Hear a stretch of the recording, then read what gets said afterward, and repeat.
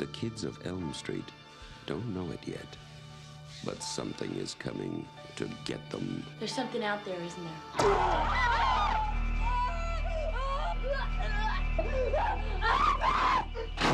We just see cuts happen. What did that, Lieutenant? I don't know. Hello everybody and welcome back to Beyond the Macabre. This is a podcast where I talk about horror films by critiquing them, giving some fun background info, as well as digging deeper into the themes that can be found within them. My name is Drew, and something cool about me is that I use finger gloves to cut my vegetables as well as the skin of my enemies. Last episode, I covered Frank Henlotter's Basket Case from 1982, and how I believe it's about the homosexual experience in the 1980s. It was a good first episode, I think, and I had a lot of fun researching and creating that one. If you missed it, you can go back and check it out on either YouTube or Spotify. We are, in fact, on Spotify now, by the way, and I feel so official. It makes me so happy. But unlike last month I wrote in the script, I'm getting this out super late, don't worry about it. But this time I will be diving into a much more well-known film. This is a movie featuring a character that is not only famous within horror circles, but who has also become a major part of pop culture within the 1980s, 90s, and arguably even the present day. Today, I will be talking about and critiquing Wes Craven's A Nightmare on Elm Street from 1984, a film that I think is incredibly important to the horror genre as a whole.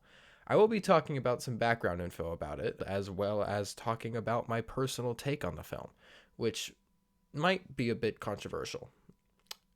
Stick around. A Nightmare on Elm Street is a horror slasher, one of many that were born in the 1980s. Wes Craven was an incredibly important figure within the horror genre for the extensive impact that his films had. Before A Nightmare on Elm Street, he directed films like The Last House on the Left and The Hills Have Eyes in 1972 and 1977 respectively. After the success of A Nightmare on Elm Street, he would go on to direct many other horror films, but most notably, he would direct the 7th sequel in the Nightmare on Elm Street franchise titled Wes Craven's New Nightmare, one of my personal favorite Freddy films, but by far Wes Craven's biggest accomplishment of all was directing the first 4 Scream films. I personally believe the first Scream is a perfect horror film, but we're not here to talk about that one. We're here to talk about one of Craven's earlier brainchildren, Freddy Krueger. A Nightmare on Elm Street had a relatively small budget of around $1.8 million. Despite this, though, it is an incredibly competently made film, especially when comparing it to other slashers of the time. Now, I'm sure at this point everybody and their mother has seen this film by now, but for the people out there who haven't, let me fill you in before we dive a little bit deeper. If you are among the people who haven't seen this film yet, I highly recommend watching it before listening to this episode. As of this recording, it is available for rental on Amazon, Apple TV, YouTube, and wherever else you rent your movies. With that out of the way, here is a brief summary of the film. A Nightmare on Elm Street is the story of Nancy Thompson, a teenager who lives in the fictional town of Springwood, Ohio. Over the past couple of nights, she and her friend group have been struggling with recurring nightmares. They eventually realize that all of their dreams are connected in the way that they are all being tormented by the same man wearing a red and green sweater, who also possesses a glove with knives attached to the end of each finger. The main 4 people that we follow in this film are Nancy, her boyfriend Glenn, who is played by Johnny Depp in his first theatrical role, Tina, and Tina's boyfriend Rod. One night, all of them decide to stay over at Tina's house because she didn't want to have to sleep alone after her nightmare. While everyone is asleep, the house starts to experience some supernatural phenomena. Most notably, a cross hung up over Nancy's bed falls down, and soon afterward, a figure emerges from behind the wall, as if trying to break through. This effect was accomplished by replacing the wall with spandex while having someone on the other side push through it. The outcome is an incredibly haunting scene that is one of the most memorable moments of this film. The figure behind the wall seems to be attempting to break through into this world, something that would become apparent in the story later on. What I do really like about this scene specifically is how after the entire spandex sequence, when the figure tries to break through but doesn't quite do it, and Nancy notices and then it goes back to where it was before, Nancy hangs the cross back up but then knocks on the wall again to then let us know, yeah, it was hard and it wasn't soft or whatever, to really give in to the realism of the effect. And I thought that was really cool. That's just something that I think is neat. Meanwhile, Tina hears something at her window and ventures outside to figure out what it is. She ends up in an alleyway, and this is where we get our first introduction of Freddy Krueger. Freddy stretches his arms out to scratch the sides of the wall, an effect that was accomplished with two people holding fishing poles on either side of Freddy's actor Robert Englund. Freddy chases Tina back inside the house, and we come to learn that this was actually a dream sequence. But this dream soon breaks into reality when Tina's boyfriend Rod witnesses her body slide backward up the wall itself, appearing as Freddy is dragging her up there until he eventually slashes her to death while remaining in the dream world. Rod, who is completely lost at this sight, just watching blood appear on his girlfriend, this poor dude, or this poor girl, what am I talking about? Jesus Christ. Jumps out the window to evade the scene as he knows he could be pinned as the culprit to the crime that happened before him. Nancy and Glenn overheard the commotion and broke into the room, only to see the bloody remains of Tina in the absence of Rod. Nancy ends up at the police station that night, and we learn that her father, Donald, is a lieutenant at the police department. He gives Nancy a rough time throughout the entire film, which is something I will touch on later. Eventually, the police are able to find Rod and put him in a jail cell under the assumption that he killed Tina, but that does nothing to stop the ensuing nightmares that Nancy and Glenn are dealing with. The next day, Nancy falls asleep in the middle of English class, and when she looks out the hallway, she sees Tina standing in a body bag, covered in blood. This effect was difficult for Tina's actor, Amanda Wyss, to do because she had to go for extended periods inside of a body bag, making it difficult for her to breathe during the filming of the scene. Craven was very pleased with the outcome, though, especially with the part where she gets dragged off scene and her arm falls limp onto the ground. And I have to agree, it's a really cool looking effect. Nancy follows the blood streaks from Tina's body bag all the way down into the school basement, which has been turned into a boiler room, a recurring set piece within the majority of the dream sequences, and we will soon come to learn why that is. Freddy shows himself again and chases her for a few minutes, causing Nancy to burn herself on a pipe, waking her up in the process. However, her burn injury is brought over from her dream into real life since her burn mark magically appeared despite being in English class the whole time. Nancy starts to become extremely paranoid about falling asleep, that her mother, who doesn't believe anything she says about a man trying to kill her, brings her to a sleep clinic to monitor her sleeping habits. It doesn't take long for Freddy to strike after she falls asleep, though, causing Nancy to thrash about. After the doctors manage to wake her up, Nancy comes out of her dream with a white streak in her hair and Freddy's hat that she didn't have before, confirming to us that the line between the dream world and reality is blurred. It's only after this incident does her mom finally take Nancy seriously about what she's experiencing, and we not only learn who Freddy was, but how Nancy's mother and father are actually aware of him. We learn that Freddy Krueger was a child murderer, who was almost convicted after getting caught, but ultimately was let go with minimal charges due to somebody not signing a search warrant in the right place. The parents of the murdered children did not accept this, however, so they tracked him down to a boiler room he was hiding in and torched the building with him inside, burning him to death. This is why Freddy's skin looks so burnt and mangled, as the way he died carried over into the dream world and became immortalized to his character. With this newfound knowledge, Nancy starts to develop a plan to kill Freddy. The plan involves her boyfriend Glenn backing her up and staying awake to make sure she's okay while she's in the dream world, but unfortunately Glenn got too eepy sleepy and paid the small price of exploding into an eruption of blood from his bed. Snooze you lose, dude. Goddamn. This is an absolutely crazy kill sequence that took heavy inspiration from The Shining's blood elevator scene. Both this scene and Tina's death were accomplished with a mechanism that the crew built, which was basically a rotating room. In this scene, the cameras were set rolling inside the room with a giant pool of fake blood attached to the hole in the bed, and when they rotated the room upside down, the blood came gushing out, giving the effect that it erupted out of the bed with such ferocity that it was directly impacting the ceiling like a volcano. It's crazy cool.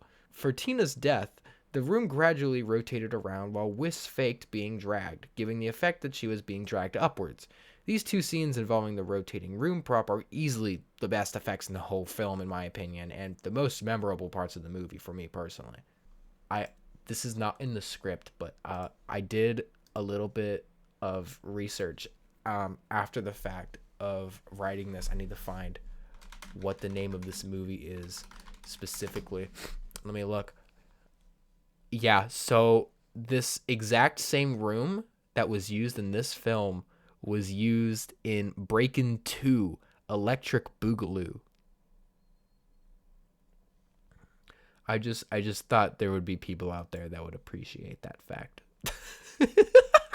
The police department arrives at Glenn's house, including Nancy's father. After trying and failing to get her father to actually take her seriously for once, Nancy decides to take matters into her own hands, and for a solid 2 minutes, the movie becomes a messed up version of Home Alone, as Nancy sets multiple booby traps up. Nancy's plan is to set an alarm, fall asleep, find Freddy in her dream, survive long enough to get a hold of Freddy and take him out of the dream world into the reality by the time her alarm goes off. Similar to how she stole his hat. The plan ends up working, and when Nancy drags him out of the dream world into reality, he falls for all of her traps. It's kind of funny, actually. And eventually, Freddy ends up locked in the basement, lit on fire. Which, it was a crazy fire stunt. I think at the time, that was the longest recorded fire stunt. All of that was one take.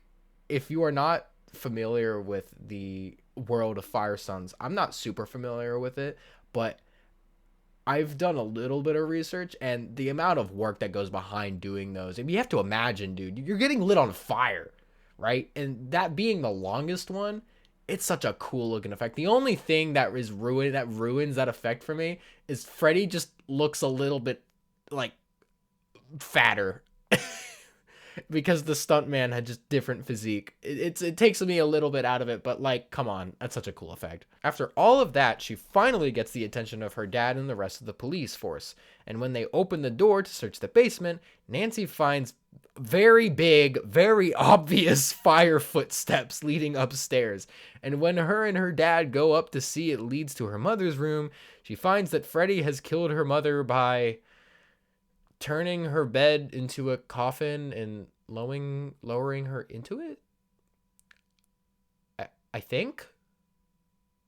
It's a weird death scene. It's one of the reasons I don't really like the ending of this movie. But I'm getting a little bit ahead of myself here. Let's just wrap this up so we can get to the good shit.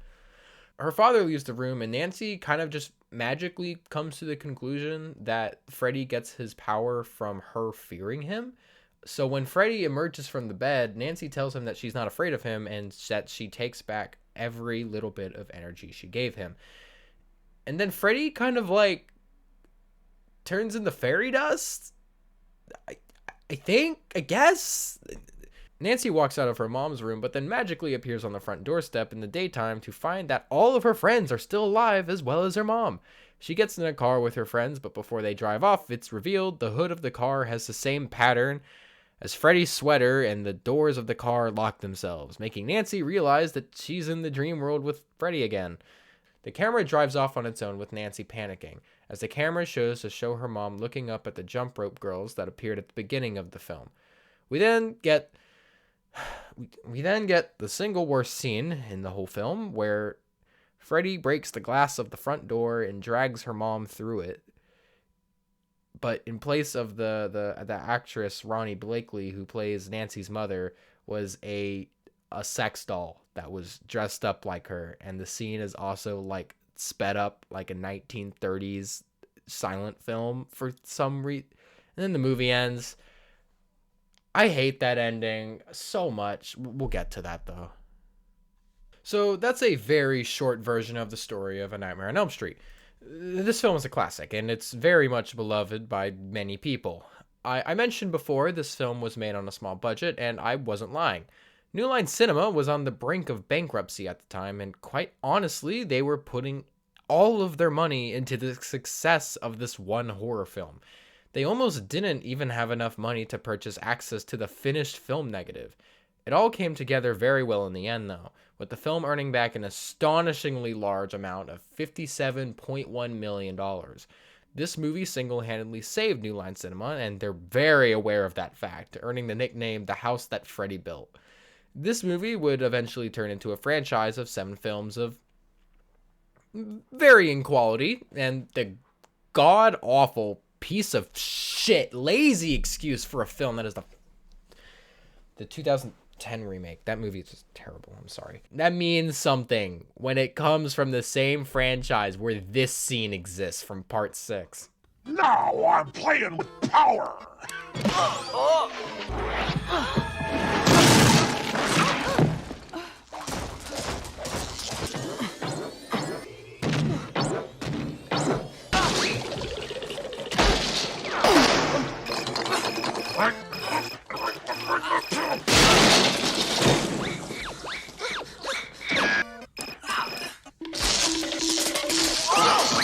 With all of that said, though, today we will only be looking at the first film, but I will be pulling references from later films if need be, as I have seen them all. The biggest positive in this film by far is the character of Freddy Krueger, played by Robert Englund. The reason Freddy is such an iconic character can all be credited to Englund for his performance that evolved with every movie he played Freddy in, which actually happened to be every single Nightmare on Elm Street film aside from the remake. He even played Freddy in his own TV show called Freddy's Nightmares. It's his consistency in the role that makes him so iconic. Masked slashers like Jason Voorhees and Michael Myers are played by multiple different people as the franchises went on, which didn't matter too much because they still are just as recognizable. But it's when an actor really takes the time to hone in on playing one specific character that it makes them just that much more enjoyable to watch, and A Nightmare on Elm Street is a perfect example of this. A couple of other examples of this I can think of are Brad Dourif playing every iteration of Chucky except the 2019 remake, and more recently, David Howard Thornton and his phenomenal body acting in all three soon-to-be 4 Terrifier films. I'm gonna let my cat out. Be free, my child. Having a specific person be the one to play these killers makes them easier to connect to and creates a sort of familiarity, which is a little strange to think about because they're killing people, but it's fine. As you move through the films, you start to look forward to what Freddy has in store for you, and that's fun. However, it would only be in the following films that Freddy would become his true, silly, pop culture icon self. In this film, Englund is just starting to understand the character that would completely change his career to come, so Freddy comes off as way more sadistic than silly here. He doesn't spend a lot of time messing with the lead characters at all, and is actually not even on screen for a lot of the runtime, opting for the approach of a stalking type killer. He gets a little silly in this one by cutting off his own fingers to gross out Tina and turning Nancy's phone into his mouth in order to kiss her. I'm your boyfriend now, Nancy.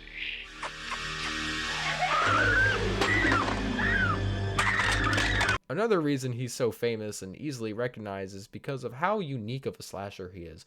During its release, silent, faceless stalkers ruled the horror scene of video stores and theaters, and what Freddy offered was a fresh take on the genre. He talked and, in later sequels, made jokes and quips. This is it, Jennifer. Your big breaking TV. Welcome to prime time, bitch. His interesting take on the genre is also heavily credited to his weapon of choice, the finger gloves, as well as how differently he went about killing his victims.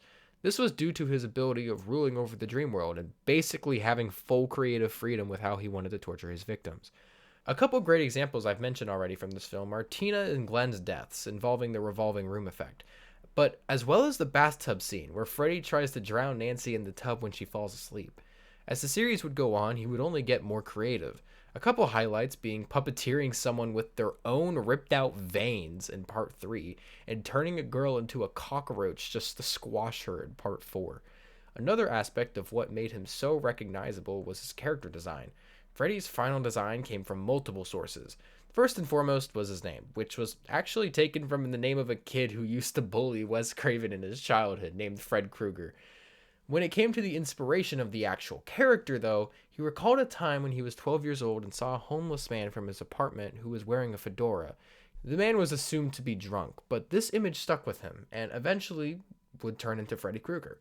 His iconic sweater was inspired by an article that he once read that said that green and red are the most difficult color combination for the human eye to process, so he incorporated that into his character, hoping it would make the audience more uncomfortable subconsciously.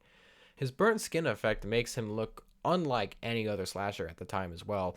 Well, I guess subtracting Michael Myers in the Thorn trilogy, but whatever. Finally, his finger knives, which is without question the most unique part of the character, was inspired from none other than Craven's own cat. When he saw it scratching the couch one night, it's a little underwhelming, I have to admit. I was expecting something a little more dramatic, but no, it was just he was inspired by his cat, which is cool. But, whatever. Freddy basically has full control over the dream worlds, meaning that he can do whatever he wishes to any teenagers that are unlucky enough to be chosen by him to be hunted within their dreams. This is what makes the movie scary, though. As long as you're asleep, Freddy is free to do what he wants with you in your dream, and if you die in your dream, you die in real life. A Nightmare on Elm Street was actually inspired by a series of articles that Craven read covering a phenomenon known as Asian death syndrome. I managed to find an article covering the same phenomenon that was written 3 years after the release of the film, and it's kind of scary to say the least. This was happening exclusively to refugees from Southeast Asia that were men around the age of 33. Upon a detailed examination of the bodies of these men, all of their hearts showed the exact same defects in their conduction systems. Quote, "The array of fibers that carries electronic impulses from the brain to the heart. The fibers were frayed and curled, as if their hearts had just shorted out." End quote. It's also important to mention that all of their hearts were enlarged as well. The article comes to the conclusion that this defect within all of their hearts, combined with the strain of leaving home and the nightmare they had experienced before dying, culminated into this phenomenon. I didn't find the exact article that Wes Craven found himself, but I will tell his own recounting of the article that he read. He remembered specifically reading about a 17-year-old boy who was also a refugee experiencing a series of nightmares. He had grown so scared of them that he was convinced that if he were to fall asleep again, he would die in his sleep. He stayed awake for as long as he possibly could, loading up on caffeine and even hiding a coffee machine in his bedroom, the exact same strategy that Nancy employs within the film. Eventually, he would fall asleep again, only for his fears to come true. He would be heard in the middle of the night screaming, and when his parents arrived to see what had happened, he had passed away in his nightmare. This is an incredibly terrifying phenomenon, and to know that this has actually happened in reality brings a very different feel to this movie that you don't necessarily feel upon a first watch without this knowledge. Craven took heavy inspiration from these articles and asked the question, what if all of these nightmares came from one sadistic man, and thus Freddy was born? Freddy is an unrelenting force in the film, and that's because of the same kind of fear that the teenage boy had been feeling is injected into the story. The second aspect that I noticed is the parental relationships and the role that Freddy Krueger plays within the movie in between the relationships the characters have with their parents.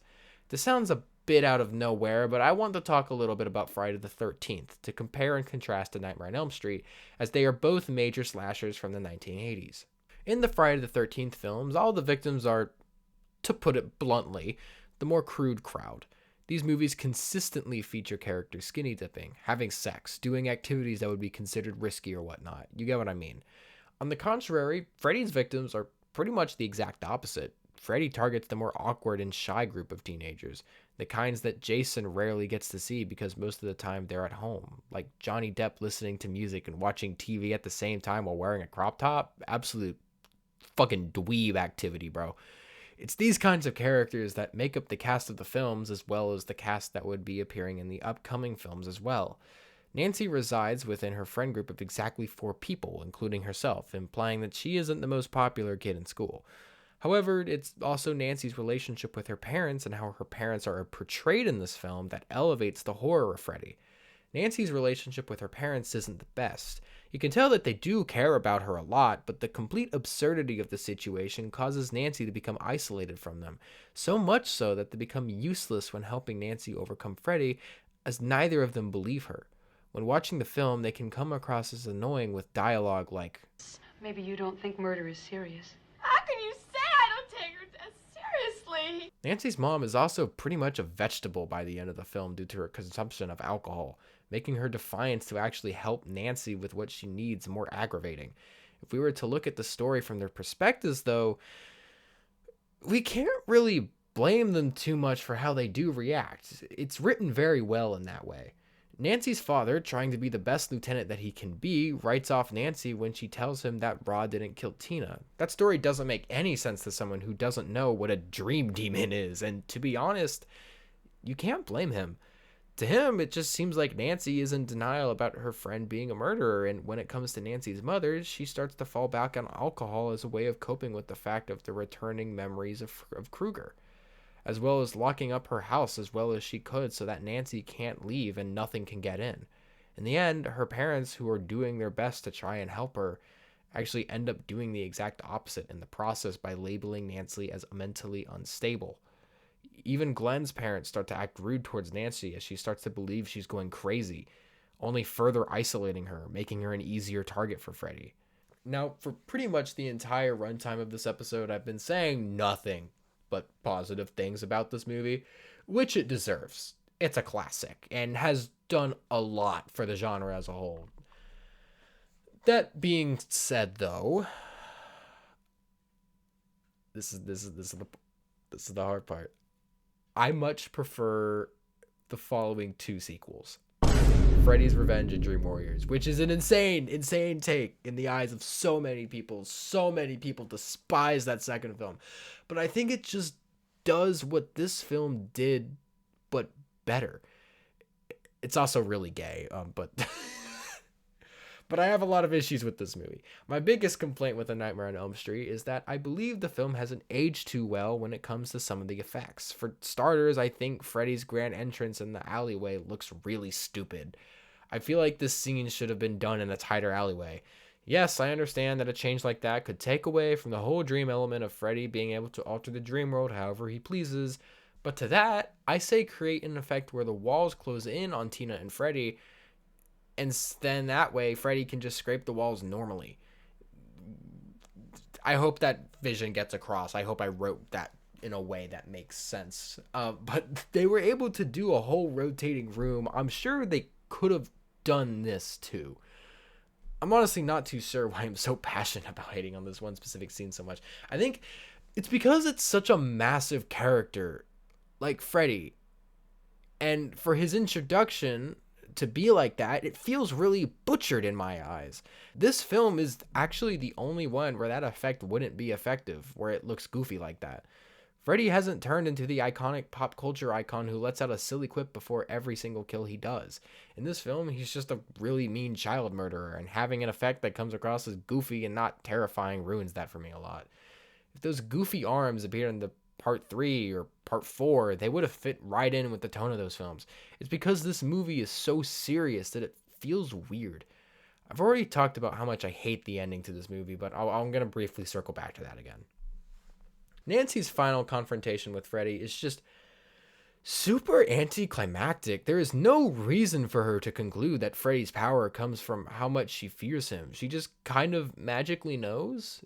This then leads into the final scene of the film where Nancy and her friends get taken away in the Fredmobile, for the lack of a better term, in another dream sequence, which then implies that everything within the past 10 minutes of the movie was only a dream and Freddy tricked her, which I guess is a pretty cool concept, but I honestly hate how they went about it. It also doesn't make any sense whatsoever for continuity purposes. The ending implies that Freddy won and killed Nancy, but she shows up in part 3, ready to teach all of the children inside the psychiatric hospital to not give in to the fear of Freddy. It's just one of those continuity errors that are often present in horror franchises, but I kind of expected something of a little bit higher quality to come from someone like Wes Craven. It only angers me even more when I realize that they shot more than one ending to this movie, one of them completely omitting the Fredmobile section, so they, honest to God, watched over all of these different endings they filmed and chose this one on purpose? Like, actually? For real? I refuse to believe Craven willingly chose this one, but rather was swayed by some producer because it just feels so muddy. Apart from the ending, I have a few more issues with this film too. As we know, Freddy Krueger died because all of the parents of the children he killed tracked him down to the boiler room where he took their kids and burned it down with Freddy inside. Nancy's mother and father was a part of the crowd of parents that lived on Elm Street that helped kill Freddy.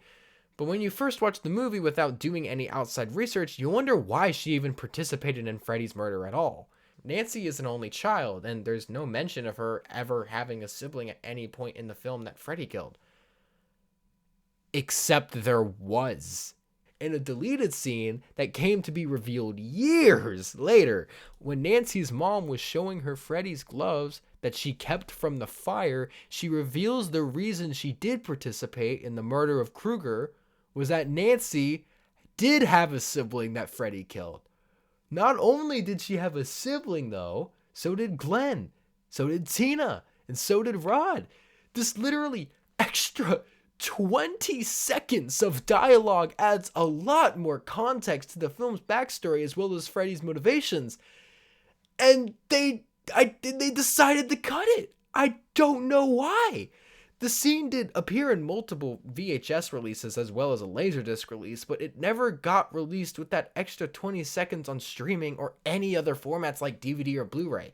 It just became kind of lost, I guess, until it was digitized. The unrated version of Scream was the same way. It remains exclusive to the Laserdisc release as well as select VHS copies. The difference between this and Scream, though, is that the scene cut in this case is so incredibly pivotal to plot development that it's insane to me that they cut it out. Like, think about it. Think about it. The fact that Nancy had a sibling who was killed by Freddy when he was still alive adds an entirely new layer of depth to Nancy's motivation for trying to kill Freddy, to not only save herself, but to avenge her sibling. It also makes Nancy's mom, who comes off as an incredibly incompetent alcoholic who never takes Nancy seriously, so much more sympathetic that this isn't the first time she had to deal with Freddy. So when her now only child starts to have dreams about this person that she knows for a fact that she killed to avenge her previous child, she gets angry at Nancy for it and eventually turns to alcohol to cope with her returning trauma. She's not much of a better person for this, but it creates so much more depth to this otherwise straightforward slasher that seriously would have elevated the emotional factor and raised the stakes. It also adds more motivation to Freddy's character. He somehow got lucky enough to not die and haunt people's dreams, and now he's back to finish the job and kill off the remaining Elm Street kids. And they cut that. It's such a shame. I wonder how different the movie would have felt to me on my first watch if that extra 20 seconds of dialogue had just been left in. I need to cool down. The other thing that isn't that big of a deal, and is mostly me being nitpicky, is how for the movie about a villain who uses sleep deprivation as a weapon, they don't fully go the extra mile to actually showcase how scary sleep deprivation can be in a situation like this one. The human body can only go for so long without sleeping. After a certain period of time, you start to experience unpleasant symptoms. After being awake for over 24 hours, you can start to experience similar effects to having a blood alcohol concentration of 0.10%, which is higher than the legal limit for driving. You start to become anxious and agitated as your overall performance throughout the day declines, and social cues become harder to interpret. After 36 hours, you can start to experience hallucinations, confusion, and difficulty managing stress. If you've managed to somehow make it past 36 hours into 48, your systems could start to worsen into experiencing distortions in reality, depersonalization, and frequent hallucinations. Any more time, and eventually psychosis and violent behavior start to become an issue. Now, I don't intend to sound like a drug commercial listing off all these side effects, but I really want to get the point across that even if you fight back against Freddy by somehow managing to stay awake for an extended period of time, you would end up killing yourself in the process anyway. There is no winning, which is what makes the reality of Freddy Krueger actually really kind of scary. But the movie never fully explores these different stages, which I think is a huge missed opportunity to incorporate that into this film. Sure, there are a few scenes where Nancy acts erratic, but that's mostly applicable to the scenes where she's not being taken seriously by her mother. What's ironic is that this is something that the terrible 2010 remake did. To its credit, the characters started to experience something called microsleep, little tiny intervals of time where they would fall asleep and immediately wake up again, even while walking around. And Freddy took advantage of that in that version of the story. Yes, we do see Nancy struggle to stay awake as long as she possibly can, and even at one point says to Glenn that she managed to stay awake for almost 7 days. But she never experiences any of the more severe symptoms that she would have been feeling if it were depicted realistically. 7 days is equal to 168 hours, which is well over the 120 hours that psychosis starts to become an issue. So unfortunately, the movie just isn't realistic in that regard. That being said, though, Nancy is nearly driven to her wit's end regardless, just not to the extent that would be considered real. So thinking about how hard it would be to just simply live comfortably with Freddy after you is almost unfathomable, honestly. I do think this is a trivial thing to complain about, but honestly, I stand by it anyway because it was a missed opportunity. I also think Freddy would have come off as a much bigger threat if we actually saw more dream sequences for more characters This is something that the later films start to implement, but is very absent in this one, which just kind of doesn't show the full scale of power that Freddy has, and quite honestly, that's what makes this movie not that great to me. This franchise of films is a series where as the films keep going, they don't necessarily get better, but they start to actually develop the characters and powers of Freddy in a much more fleshed out manner. In my personal belief, the character of Freddy Krueger himself has actually outgrown his original film. Even though, like, for example, Part 5 is a objectively awful film, the actual character of Freddy in it, I would say, is much more entertaining than this version. Even though the following films vary heavily in quality, one thing that is consistent throughout all of them is the development of Freddy as a villain, and how he becomes more and more capable as the films continue. I think it's incredibly interesting how the time that I watched this movie drastically changed my perception of it, versus if I had watched it when it first came out. There were no preconceptions of Freddy back then, because Freddy was new, and practical effects there wasn't really much to expect from those. And everything in this movie was his introduction to the world. So, to restate, I do very much believe that this movie deserves all of the praise that it gets and more. It did a lot for the genre at the time, but when it comes to someone my age watching it after the peak of Freddy Mania or whatever, I naturally expected more of it as a result. This is in no way a bad thing though, as the shenanigans that I like to see from this character are in the following sequels. So whenever I want to watch a Freddy movie, I gravitate towards them. Even though this movie might not be my cup of tea per se, it is very much so for many other horror fans, and I love that. This has been Beyond the Macabre. I'm your host, Drew. If you don't mind me, I'm about to Blow this pop stand!